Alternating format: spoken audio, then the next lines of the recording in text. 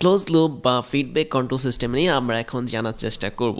তো close loop বা feedback জিনিসটা হচ্ছে কীরকম, যে এমন একটা জিনিস যার মধ্যে আমরা আউটপুট থেকে পাওয়া সিগন্যালের কিছুটা অংশ ইনপুটের মধ্যে আমরা দিতে পারি, যাতে আমাদের ইনপুটটা চেঞ্জ করা যায়। দ্যাট মিনস আমি যদি একটা ব্লক ডায়াগ্রাম দেখাই তোমাদেরকে, তাহলে দেখতে পাবে যে এই টোটালটা হচ্ছে একটা ক্লোজ লুপ বা ফিডব্যাক কন্ট্রোল সিস্টেম, যেখানে তোমরা দেখতে পাচ্ছ যে তুমি ইনপুট দিয়ে কিছু একটা ফিজিক্যাল সিগন্যাল দিলে, এবং এই ফিজিক্যাল সিগন্যালটা প্রথমে কোথায় গেল? কন্ট্রোল সিস্টেমে গেল। অর্থাৎ তোমরা মাঝখানে এই ব্লকটাকে আগে একটু কেটে দাও, ধরো যাক এটা হচ্ছে নেই। তো কন্ট্রোল সিস্টেমে যাওয়ার পর আমরা জানি কন্ট্রোল সিস্টেমে কি থাকে, কন্ট্রোলার থাকে, তারপর হচ্ছে কন্ট্রোলড প্রসেস থাকে। তার মানে এই টোটালটাই হচ্ছে কি আমাদের একটা কন্ট্রোল সিস্টেম। এবং এই কন্ট্রোল সিস্টেমটা পার হওয়ার পর সে আমাদেরকে একটা আউটপুট দিবে। এখন তোমার এই আউটপুটটা কিন্তু ডিজায়ার্ড আউটপুট হতেও পারে, নাও হতে পারে। দ্যাট মিনস তুমি যে আউটপুটটা চাচ্ছ ওই আউটপুটটা এটা হতেও পারে, আবার নাও হতে পারে। যদি এটা তোমার ডিজায়ার্ড আউটপুট হয় তাহলে তো তোমার কোনো চিন্তাই নেই, তুমি যেটা চেয়েছিলে সেটাই পেয়েছো ইনপুট হিসেবে দেওয়ার পর। বাট এটা যদি তোমার আনডিজায়ার্ড আউটপুট হয়, দ্যাট মিনস এই আউটপুটটা তুমি যেটা চাচ্ছ সেটা যদি না হয়, তাহলে এই ক্ষেত্রে আউটপুট থেকে একটা নির্দিষ্ট অংশ পেছনে ফিরে আসবে। দ্যাট মিনস এটাকে আমরা বলতে পারি একটা signal. This is called as feedback signal.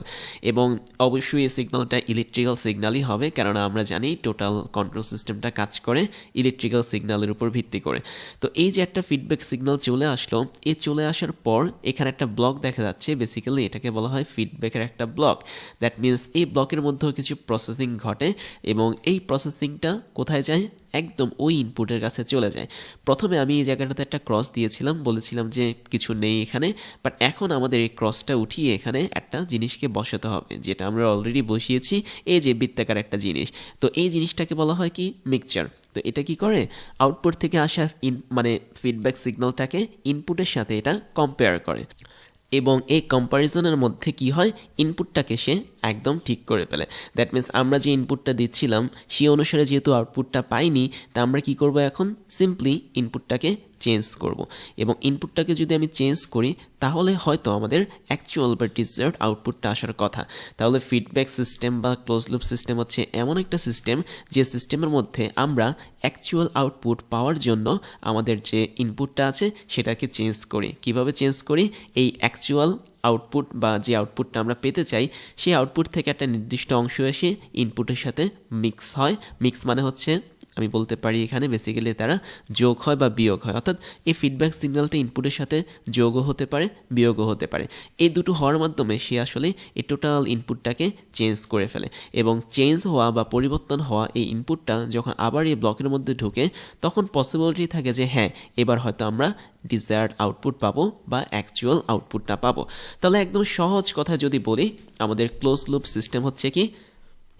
এমন একটা সিস্টেম যেখানে আমরা অ্যাকচুয়াল আউটপুটটা পেতে পারি, এবং এই অ্যাকচুয়াল আউটপুটটা পাওয়ার জন্য আমরা অ্যাকচুয়াল আউটপুটের সাথে আমাদের ইনপুটটাকে একটা কম্পেয়ার করি, যে কম্পেয়ারের মাধ্যমে আমরা ইনপুটটাকে জাস্ট চেঞ্জ করি, এবং চেঞ্জ করার ফলে আমরা আউটপুটটা পেতে পারি। এখন আমরা এখানে দুটো বিষয় দেখব। একটা হচ্ছে, আমরা যদি এখানে একটু দেখি, খেয়াল করে দেখো, আমাদের এখানে আর অফ এস হচ্ছে কি? একটা ইনপুট। তো এই ইনপুটটা যখন আমাদের ভেতরে ঢুকছে কোনো একটা সিস্টেমের, দ্যাট মিনস এটা হচ্ছে একটা ধরো নর্মাল কোনো একটা সিস্টেম, কন্ট্রোল সিস্টেম, তখন সে প্রথম একটা কন্ট্রোল সিস্টেমের ব্লকে গেল, যেটা হচ্ছে জি অফ এস। এবং ব্লকে যাওয়ার পর সে আসলে একটা আউটপুট দেখালো ওয়াই অফ এস। এখন ওয়াই অফ এসটা যদি আমাদের অ্যাকচুয়াল আউটপুট হয়, তাহলে তো কোনো চিন্তা নেই, তাহলে আমাদের কোনো ফিডব্যাক করার প্রশ্নই আসে না। বাট যদি এটা অ্যাকচুয়াল না হয়ে একটা ডিজায়ার্ড আউটপুট না হয়, বা হচ্ছে আনডিজায়ার্ড যদি আউটপুট হয়, তাহলে এই ওয়াই থেকে একটা নির্দিষ্ট সিগন্যালের অংশ ব্যাক করবে, ব্যাক করে আমাদের ফিডব্যাক সিস্টেমের মধ্যে দিয়ে গিয়ে আমাদের আউটপুটের সাথে যুক্ত হবে। তার মানে আমরা প্রথমেই যে ছোট্ট গোলাকার একটা বিষয় দেখতে পাচ্ছি, এটাকে বেসিক্যালি মিক্সচার বলা হয়। এই মিক্সচারের মধ্যে কি হয়? আমাদের আউটপুট সিগন্যাল এবং ইনপুট সিগন্যালের একটা কম্বিনেশন তৈরি হয়, এবং এই কম্বিনেশনটা বেসিক্যালি আমাদের কম্প্যারিজন তৈরি করে বা পার্থক্য তৈরি করে ইনপুটের সাথে আউটপুট সিগন্যালের। তাহলে আমরা যদি বলি যে আমাদের এই ওয়াই অফ এসটা এখন অ্যাকচুয়াল না, দ্যাট মিনস এটা হচ্ছে আমাদের এখানে কিছু ফল্ট আছে। এই ফল্টের অংশটা অবশ্যই ফিডব্যাক হয়ে ইনপুট সিগন্যালের কাছে যাবে। তো এই ফল্টটা যদি আমাদের কম হয় বা বেশি হয়, তাহলে সেটা আমাদের ইনপুট সিগন্যালের সাথে যোগ হবে কিংবা বিয়োগ হবে। এবং ইলেকট্রিক সিগন্যালের যোগ হওয়া বা বিয়োগ হওয়াটা মানে বোঝাচ্ছে হচ্ছে একটা ফেজের সাথে আরেকটা ফেজের যোগ বিয়োগ। দ্যাট মিন্স আমরা পড়েছিলাম যে out of phase or in phase মানে হচ্ছে কি একই সময় যাদের যাত্রা শুরু হয়, আউট অফ ফেজ মানে হচ্ছে কি একই সময় যাত্রা শুরু হয় না। তো এই ধরনের জিনিসগুলো হচ্ছে এখানে আমাদের কাজ করে। তো আমরা প্রকারভেদের মধ্যে এটাকে আরও ভালোভাবে বুঝতে পারবো। খেয়াল করে দেখো, আমরা দুই ধরনের টাইপস পাই একটা ক্লোজ লুপ কন্ট্রোল সিস্টেমে। ফার্স্টেরটা হচ্ছে আমাদের পজিটিভ ফিডব্যাক অ্যান্ড সেকেন্ডটা হচ্ছে আমাদের নেগেটিভ ফিডব্যাক। তো এই দুইটা বলতে আসলে কি বোঝায়? যদি আমাদের আউটপুট সিগন্যাল থেকে আসা অংশটা ইনপুট সিগন্যালের সাথে যোগ হয় তখন সেটাকে বলবো আমরা পজিটিভ ফিডব্যাক। তার মানে আমাদের এই মিক্সচারের মধ্যে বলা যায়, আমরা যে ডিভাইসটা পাচ্ছি ছোট্ট একটা গোলাকার, এটা হচ্ছে একটা মিক্সচার। তো এই মিক্সচারের মধ্যে আমাদের যদি ইনপুট সিগন্যালের সাথে আমাদের আউটপুট সিগন্যালটা যোগ হয়ে যদি আমাদের ইনপুট সিগন্যালটাকে পরিবর্তন করে দেয় তাহলে ওই প্রসেসটা হচ্ছে আমাদের পজিটিভ ফিডব্যাক। এবং অল টাইম মনে রাখবে, ইনপুটের সাথে যে সমস্ত আউটপুটগুলো এসে যোগ হয় এগুলো কিন্তু ডিজায়ার্ড আউটপুট নয়, এগুলো হচ্ছে আমাদের আনডিজায়ার্ড আউটপুট। দ্যাট মিন্স আমাদের যে রং আউটপুটগুলো ছিল এ রং আউটপুট। বিকজ আমরা জানি যে যখন আমাদের এখানে রাইট আউটপুট বা অ্যাকচুয়াল আউটপুট আসতো তখন কিন্তু আমাদের এই যোগ বিয়োগ করা লাগতো না বা ফিডব্যাকের দরকার হতো না। তাই আমাদের ইনপুটটাকে চেঞ্জ করে আমাদের এই রং আউটপুট ফাইনালি সে আমাদের ইনপুটটাকে চেঞ্জ করার মাধ্যমে একটা অ্যাকচুয়াল আউটপুটকে বানাতে পারে। এখন এই যে প্লাস দিলাম বা যোগ দিলাম, এই চিহ্নটা যদি আমি এখানে দিই তাহলে বুঝবো যে বেসিক্যালি আমাদের ইনপুট ছিল আর অফ এস, ওর সাথে আমাদের ফিডব্যাক সিগন্যাল, কথা আমরা ফিডব্যাক একটা সিগন্যালকে কি ধরতে পারি, আমরা ইচ্ছে করলে সি অফ এস ধরতে পারি। এই দুটোকে আমরা এখন এখানে যোগ করব। তাহলে আমরা বলতে পারি আর অফ এস এর সাথে আমরা যোগ করছি সি অফ এস। যদি যোগ হয় তাহলে এই টোটাল ঘটনাটা হচ্ছে কি পজিটিভ ফিডব্যাকের উদাহরণ। এবং এখানে যোগ বলতে কিন্তু একটা বিশেষ জিনিসকে বোঝায়, কারণ আমি বলেছিলাম আউটপুট থেকে কিন্তু আমাদের ইলেকট্রিক্যাল সিগন্যালই আসে এবং ইনপুট হিসেবে কিন্তু আমরা একটা ফিজিক্যাল সিগন্যালকে দেই। এই যোগটা বেসিক্যালি ইন ফেজ বোঝায়। দ্যাট মিন্স যদি আমাদের ইনপুট সিগন্যাল এবং ফিডব্যাক সিগন্যাল একই ফেজে থাকে তখন আমরা বলতে পারি তারা আসলে যোগ হয়েছে। একই ফেজ মানে হচ্ছে যাদের যাত্রাটা একই সময় শুরু হয়। তো আমি যদি একটু দেখাই, একই সময় বলতে হচ্ছে একই রকম হয়।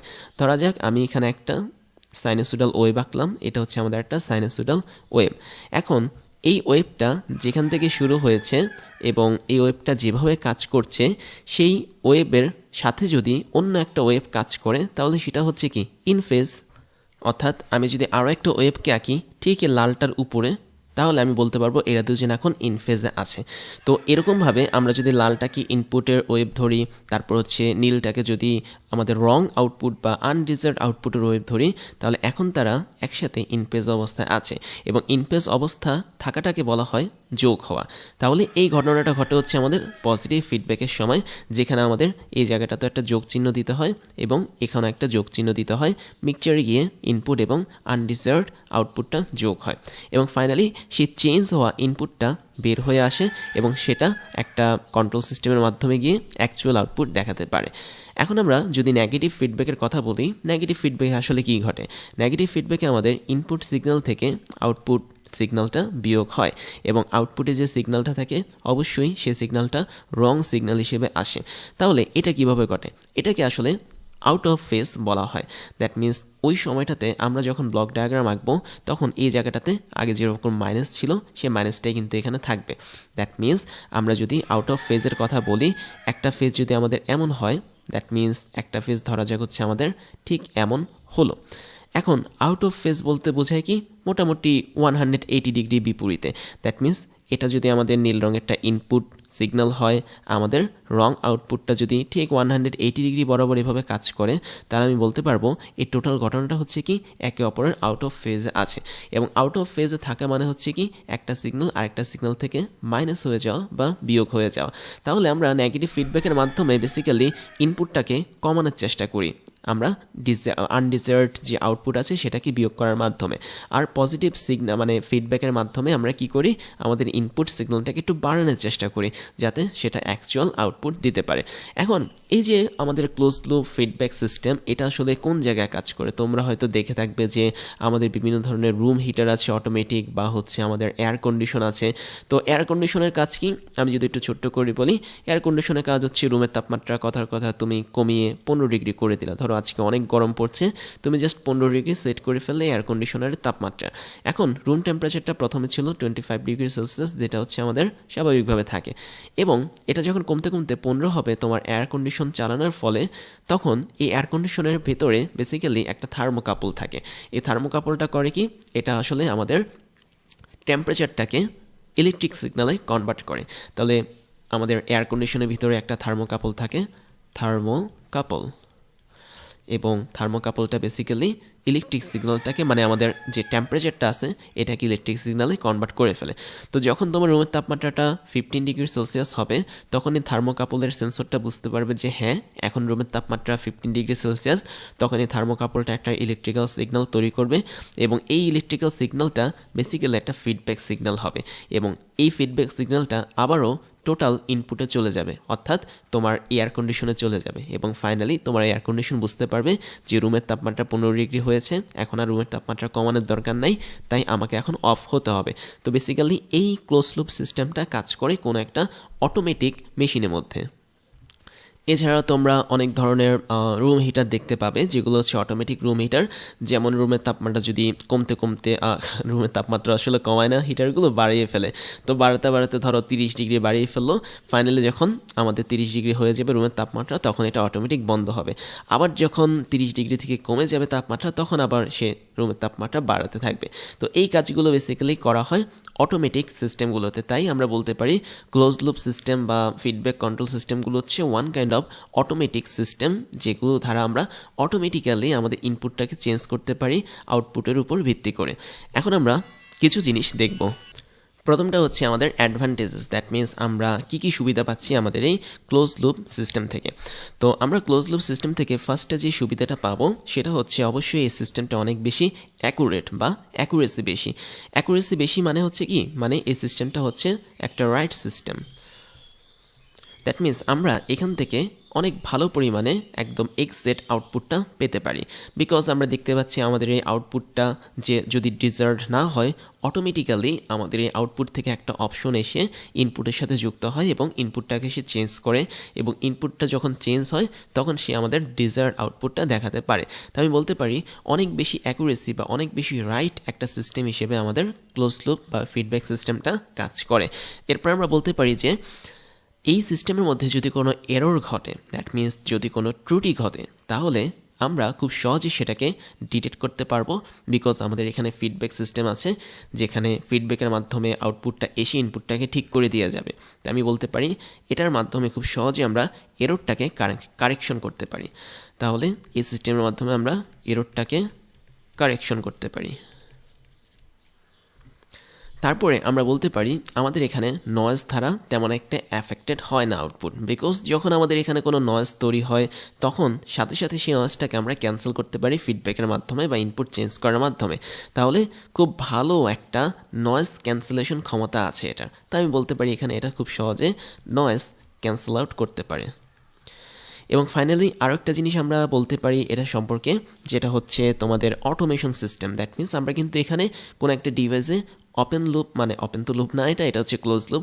ক্লোজ লুপটা ইউজ করে অটোমেটিক্যালি আমরা টোটাল ডিজায়ার্ড আউটপুট পেতে পারি। তাহলে এটা একটা অটোমেটিক প্রসেস, বিকজ তুমি যখন ওয়াশিং মেশিনের উদাহরণটা শুনেছো ওপেন লুপ সিস্টেমে, আমাদের কিন্তু কাপড়টা প্রথমবারে পরিষ্কার নাও হতে পারতো, তখন আমরা আরও একবার ম্যানুয়ালি আমাদের হাত ইউজ করে কাপড়টাকে ওয়াশিং মেশিনে ঢোকাতাম, আবার আমরা ইনপুট প্রেস করতাম, অর্থাৎ ইনপুট দিতাম। বাট এখানে কিন্তু ইনপুট সে নিজে নিজেই নিচ্ছে। দ্যাট মিনস সে কিন্তু ইনপুটটাকে চেঞ্জ করছে তার থেকে পাওয়া আউটপুটের উপর ভিত্তি করে। দ্যাট মিনস এই টোটালটা হচ্ছে একটা অটোমেটিক সিস্টেম, যে অটোমেটিক সিস্টেমে আসলে কোনো কাজ করে না মানুষ বা কোনো ম্যানুয়াল কাজ করা হয় না। তাই আমি বলতে পারি এটার আরও একটা অ্যাডভান্টেজ হচ্ছে এটা একটা অটোমেটিক সিস্টেম।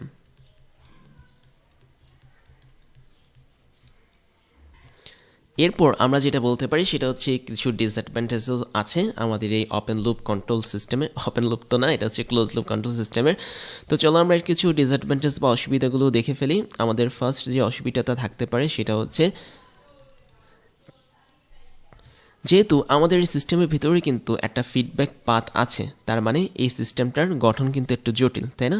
তাহলে আমরা বলতে পারি এটার গঠনটা হচ্ছে অনেক কমপ্লেক্স, বিকজ তুমি জানো যে ফিডব্যাক সিস্টেম যদি থাকে তাহলে আমি বলতে পারি ভেতরে যতগুলো ব্লক থাকবে একটা কন্ট্রোল সিস্টেমে সবার মধ্যে এরকম ফিডব্যাক থাকতে পারে।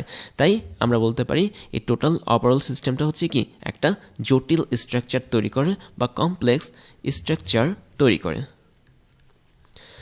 তারপরে আমরা আরও একটা বিষয় নিয়ে বলতে পারি, সেটা হচ্ছে যেহেতু এটা একটা জটিল স্ট্রাকচার তৈরি করে তাই এটার কস্টও কিন্তু অনেক বেশি হবে, তাই না? তাই আমি বলতে পারি এটার কস্ট হচ্ছে বেশি। তারপরে আমরা আরও একটা অসুবিধা বলতে পারি, সেটা হচ্ছে যেহেতু এটার স্ট্রাকচার জটিল তাই যখন যদি এটা যদি কখনো নষ্ট হয় তাহলে আমাদের এটাকে মেনটেনেন্স করা বা এটাকে ঠিক করাটাও কিন্তু একটু সমস্যা হয়ে যাবে। তার মানে এটার মেনটেনেন্সটাও কি অবশ্যই একটু জটিল হবে বা অনেক বেশি মেনটেনেন্স দরকার হবে। তাই আমরা বলতে পারি যে এটার মেনটেনেন্স বেশি দরকার হবে, অর্থাৎ মেনটেনেন্সটা হচ্ছে হাই, তারপরে যে কস্ট লাগবে সেটাও হচ্ছে হাই।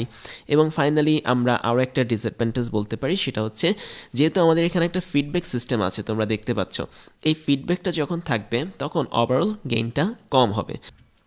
গেইন মানে হচ্ছে কি, গেইন মানে বলছি আগে আমি একটু লিখে ফেলি, এটার ওভারঅল যে গেইন এই গেইনটা আসলে কমে যাবে। গেইন মানে হচ্ছে তুমি অনেকটা এটাকে তুলনা করতে পারো এফিসিয়েন্সির সাথে, দ্যাট মিন্স দক্ষতার সাথে। তোমরা জানো যে আউটপুট বাই ইনপুট হচ্ছে কি দক্ষতা, অর্থাৎ তুমি কতটুকু ইনপুট দিলে তার প্রেক্ষিতে তুমি কতটুকু আউটপুট পেলে ওটাই হচ্ছে কি আমাদের দক্ষতা। তো দক্ষতা বা এফিসিয়েন্সির সাথে তোমরা এই গেইনটাকে তুলনা করতে পারো, বিকজ তোমরা ইলেকট্রিক্যালে জানো যে গেইন বলতে বোঝায় আউটপুট ডিভাইড বাই ইনপুট কিছু একটা, যেমন output voltage by input voltage, অথবা output current by input current, current gain, voltage gain, এগুলো। তা আমরা দেখতে পাচ্ছি যেহেতু এখানে আমরা ফিডব্যাকের মাধ্যমে আউটপুটের একটা অংশকে টেনে নিয়ে আসতেছি তাহলে আমাদের ওভারঅল গেইনটা এখানে কমে যাওয়ার কথা। এবং ফাইনালি যেটা আমরা বলতে পারি, আমরা অ্যাপ্লিকেশন নিয়ে বলতে পারি। অ্যাপ্লিকেশন খুবই সোজা, আমি অলরেডি একটা বলেছি, দুটো বলেছি মনে হয়। একটা হচ্ছে অটোমেটিক হিটার, হিটারের মাধ্যমে আমরা কি করি, রুম হিটার আর কি, যে একটা নির্দিষ্ট তাপমাত্রা পৌঁছানোর পর সেটা বন্ধ হয়ে যায়, আবার তাপমাত্রা কমে গেলে ওই রুম হিটারটা আবার চালু হয়। আবার অটোমেটিক এয়ার কন্ডিশনও আমরা দেখেছি যে একটা নির্দিষ্ট তাপমাত্রা কমিয়ে দেওয়ার পর রুমের তাপমাত্রাকে সে বন্ধ হয়ে যায়, আবার রুমের তাপমাত্রা যদি বেড়ে যেতে থাকে সে আবার চালু হয়। এবং একই সাথে আমরা অনেকে কিন্তু আয়ন ইউজ করি, তাই না? আয়ন, এটাকে আসলে সঠিক উচ্চারণে বলে আয়ন, বাট আমরা বাংলাতে এটাকে বলে আয়রন বা ইস্ত্রি। তো যখন আমরা কাপড়কে আয়ন করি বা ইস্ত্রি করি তখন একটা নির্দিষ্ট সময় পর্যন্ত আমাদের এই আয়নগুলো কী করে, গরম হয়। এবং যখন আমাদের আয়নটা অনেক বেশি পরিমাণে গরম হয়ে যায় তারপরে হচ্ছে সে হুট করে অফ হয়ে যায়। তাহলে এটাও কি একটা অটোমেটিক সিস্টেম, একটা নির্দিষ্ট তাপমাত্রা পৌঁছানোর পর আমাদের আয়নটা বন্ধ হয়ে যায়। তো যত ধরনের টেম্পারেচার রিলেটেড কন্ট্রোল সিস্টেম আছে, that means automatic control system, সেখানে ক্লোজ লুপ ইউজ করা হয়। আমাদের কাপড় ইস্ত্রি করার যে মেশিন সেখানে ইউজ করা হয়, এয়ার কন্ডিশনে ইউজ করা হয়, রুম হিটার ইউজ করা হয়। তো বেসিক্যালি আরও অনেক জায়গায় ইউজ করা হয়। তোমরা যখন অটো পাইলট কথাটার নাম শুনবে, বিমানে অটো পাইলট মুড আছে, তারপর হচ্ছে আমাদের গাড়িগুলোর মধ্যে কিন্তু অটো পাইলট মুড আছে, গাড়িটা অটোমেটিক চলতেছে বা বিমানটা হচ্ছে অটোমেটিক চলছে। সব কিছুতে কিন্তু আমাদের এই ক্লোজ লুপ বা ফিডব্যাক কন্ট্রোল সিস্টেমটা কাজ করে। এবার আমরা একটা দারুণ উদাহরণ দেখব, একটা ক্রাশ ইমাজিনেশন দেখব। খেয়াল করে দেখো, আমরা এখানে কিছু ইনপুট দিচ্ছি, রাইট? ইনপুটটা কি করছে, বেসিক্যালি এখানে সে একটা ব্রেড বানাচ্ছে। তো আমি যখন সুইচ দিয়ে একদম প্রথমে দেখো সবুজ রঙের একটা সুইচ আছে, এই সুইচ দিয়ে যখন আমি প্রেস করব তখন আমাদের একটা ব্রেড তৈরি করবে এই মেশিনটা। এবং ব্রেডের কালার কেমন হবে সেটাও কিন্তু এই মেশিনটা ডিটেক্ট করেছে। এবং আমরা অ্যাকচুয়াল আউটপুট হিসেবে প্রথম 4টা কালারের কেক পাবো, অর্থাৎ এই যে প্রথমটা, তারপর দ্বিতীয়টা, তারপর হচ্ছে তৃতীয়টা, তারপর হচ্ছে চতুর্থটা। এর বাইরে যদি কোনো কালার আসে ব্রেডের তাহলে কি ব্রেডটা পোড়া যাবে, ব্রেডটা ঠিকমতো তৈরি হবে না, মানে পাউরুটিটা ঠিকমতো তৈরি হবে না। তাই আমাদের নিচে গিয়ে বসে আছে একটা ফিডব্যাক সিস্টেম বসে আছে, যে চোখ দিয়ে দেখছে যে ইনপুট দেওয়া হলো সবুজ কালারের, এবার সে আউটপুটের দিকে তাকাচ্ছে যে পরপর 4টা ব্রেড ঠিক ছিল, বাট 5 নম্বর ব্রেডটা থেকে ধোঁয়া বেরোচ্ছে, পোড়া গেছে। তাই যদি পোড়া যায় সে আবার ইনপুটের দিকে তাকাবে, তাকিয়ে বলবে যে তুমি এখন তোমার সুইচটা বন্ধ করে দাও, তা না হলে ব্রেডটা কিন্তু টোটালি পোড়া যাবে। অর্থাৎ এটা হচ্ছে কি ওয়ান কাইন্ড অফ পাউরুটি বানানোর মেশিন বা পাউরুটিটা কতটুকু গরম করব সেটার মেশিন। তো যখন আমরা সুইচটা প্রেস করে রেখেছিলাম পাউরুটিটা আস্তে আস্তে 4টা ধাপ পর্যন্ত পুড়ে গেছে বেসিক্যালি, বা এটা হচ্ছে হয়ে গেছে আর কি। এবং ফাইনালি যখন পাউরুটিটা ধোয়া বের হবে এমন একটা অবস্থা, তখন আমাদেরকে ফিডব্যাক বলতেছে যে হ্যাঁ তুমি এখন সুইচটা বন্ধ করো, কারণ পাউরুটি থেকে এখন ধোঁয়াটা বের হচ্ছে। তো এটা ছিল একটা crash imagination of close loop control system অথবা ফিডব্যাক কন্ট্রোল সিস্টেম। এবং এই কন্ট্রোল সিস্টেমটা বেসিক্যালি মোস্ট অফ দ্য কেসে ইউজ করা হয়। তো এটাই ছিল আজকের আমাদের ক্লোজ লুপ কন্ট্রোল সিস্টেম। আমরা পরবর্তীতে অন্য জিনিস নিয়ে আরও বিস্তারিত জানবো। এবার ক্রাশ ইঞ্জিনিয়ারিংয়ের পক্ষ থেকে দারুণ কিছু সারপ্রাইজ থাকছে তোমাদের জন্য, যার প্রথমটা হচ্ছে বেস্ট রিসোর্সেস। আমাদের ক্লাসগুলো তৈরি করা হয় বিশ্বের টপ কোয়ালিটির সিলেবাস এবং টপ লেভেলের বইগুলো ফলো করে, যেগুলো তোমার ইউনিভার্সিটি লাইফের পড়ালেখাকে নিয়ে যাবে এক্সট্রা লেভেলে। সেই সাথে ক্লাসগুলোতে থাকছে আমাদের অফিসিয়াল বইগুলো থেকে হাজারটা ক্রাশ চ্যালেঞ্জ সলভিং, যা তোমার চিন্তা শক্তিকে নিয়ে যাবে অ্যাডভান্স লেভেলে। তারপর থাকছে তোমাদের জন্য পেইড কোর্সের সুযোগ, যেখানে তোমরা যে কোনো সময় কিনে নিতে পারো আমাদের বিভিন্ন সাবজেক্টের উপর তৈরি করা জেনুইন কোর্সগুলো, যা তোমাদের জব প্রিপারেশন, মাস্টার্স অ্যাডমিশন প্রিপারেশনে কাজে লাগবে সব সময়। এরপর তোমরা জয়েন করতে পারো আমাদের স্টুডেন্ট কমিউনিটিতে, যেখানে তোমাদের মতো আরও অনেক ইঞ্জিনিয়ারিং স্টুডেন্ট বিভিন্ন ডাউট সলভিং, প্রবলেম সলভিং নিয়ে আলোচনা করে যাচ্ছে প্রতিনিয়ত। আমাদের ফেসবুক পেজের লিঙ্ক হচ্ছে facebook.com/crashengineerings এবং ফেসবুক গ্রুপের লিঙ্ক হচ্ছে facebook.com/groups/crashengineering। তারপর আমাদের ক্লাস এবং পেইড কোর্স সম্পর্কে সমস্ত ধরনের আপডেট পেতে জয়েন করতে পারো আমাদের অফিসিয়াল টেলিগ্রাম চ্যানেলে। আমাদের টেলিগ্রাম চ্যানেলের লিঙ্ক হচ্ছে t.me/crashengineering। এবার আমি তোমাদেরকে আমার পরিচয়টা জানাচ্ছি। আমি হচ্ছি ইমতিয়াজ, ক্রাশ ইঞ্জিনিয়ারিং সহ ওয়েডেমি এবং ক্রাশ কোডিংয়ের ফাউন্ডার হিসেবে কাজ করছি। যেখানে ক্রাশ ইঞ্জিনিয়ারিংয়ে আমি তোমাদেরকে এখন পড়াচ্ছি, ওয়েডেমিতে আমি কলেজ লেভেলের স্টুডেন্টদেরকে পড়িয়ে থাকি এবং ক্রাশ কোডিংয়ে আমি স্টুডেন্টদেরকে বিভিন্ন প্রোগ্রামিং ল্যাঙ্গুয়েজ শিখিয়ে থাকি। সেই সাথে আমি বিগত 10 বছর ধরে 5 লাখেরও বেশি স্টুডেন্টদেরকে অনলাইন এবং অফলাইনে পড়িয়েছি। আমার এডুকেশনাল ব্যাকগ্রাউন্ড হচ্ছে বিএসসি কমপ্লিট করেছি ইলেকট্রিক্যাল অ্যান্ড ইলেকট্রনিক ইঞ্জিনিয়ারিং নিয়ে, এমএসসি কমপ্লিট করেছি বায়োমেডিক্যাল ইঞ্জিনিয়ারিং নিয়ে এবং বর্তমানে একটা ইউনিভার্সিটিতে লেকচার হিসেবে কাজ করে যাচ্ছি।